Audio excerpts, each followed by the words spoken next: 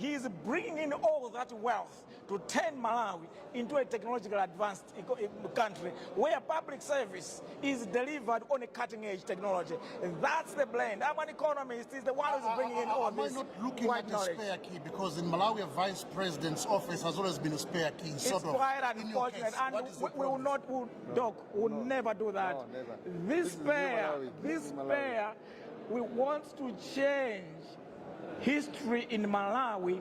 For the first time, we want to have a president and a vice president who can look at each other as equals in terms of running affairs of government, because he will be in the office of the presidency. Kabambe talankhwana timveso mawano iniyo mtumbuka kuti kodi mwasankhidwa running mate, what are you bringing on the table? Amene anene presidential candidate Dr. Kabambe kuti iwo ndi economist. Tikudziwa kuti vuto lathu lachitira likulu Malawi muno ndi mbali ya chuma.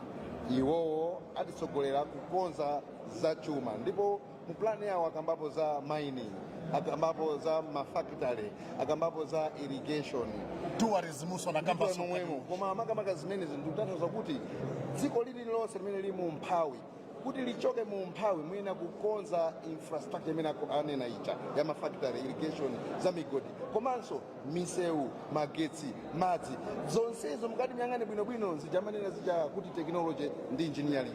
Ndiye ineyo ndikubweresa ukadaulo wa engineering ndi technology wathandiza kuti akakonza chuma chija patsogolo paja pamwamba munsimu mukufunika engineering ndi technology.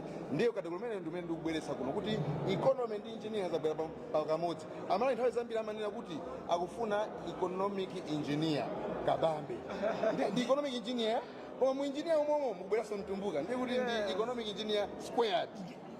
Economic engineer. Ndimangofuna kuti Amalawi ambiri akudikirani panja paja kuti mwinaso akuoneni ndipo akondwa nanu mmene mwalankhula mkati muja, koma zitengera Malawi ochuluka kuti akuvotereni kuti mulowe pampando 50+1 vote. Pali mwayi ochitaso alliance ndi ena, ndipo ngati muchita alliance ndi ena mukuyang'ana zinthu ziti? Kodi mutidedera ifeyo? Ikira ifeyo kuti 50+1. Mene ndale zikuendera pamalawi panopo. Ndiye tikakumana pa ballot. Ndiye tikuti tikakumana pa ballot.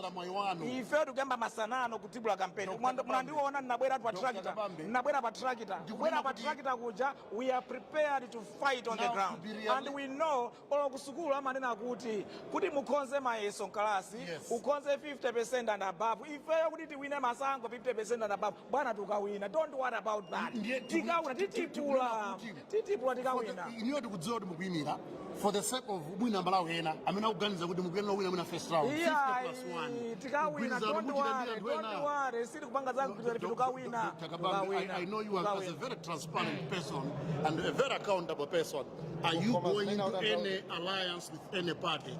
And if indeed you're going to an alliance, what you're looking at? We haven't come here as an alliance party. Now we have come here as UTM. So UTM, and we have submitted our papers as UTM. With UTM, we're going to win. No, thank you so much. Yes, thank you so much. Thank you so much. Thank you so much. Thank you so much. Thank you so much. Tutaona kuti mwapereka makalata kwa serikali ya Malawi kuti muima zabwino zonse Dr. Kabambe komanso Dr. Matthews Mtumbuka. Thank you so much. Thank you. Thank you.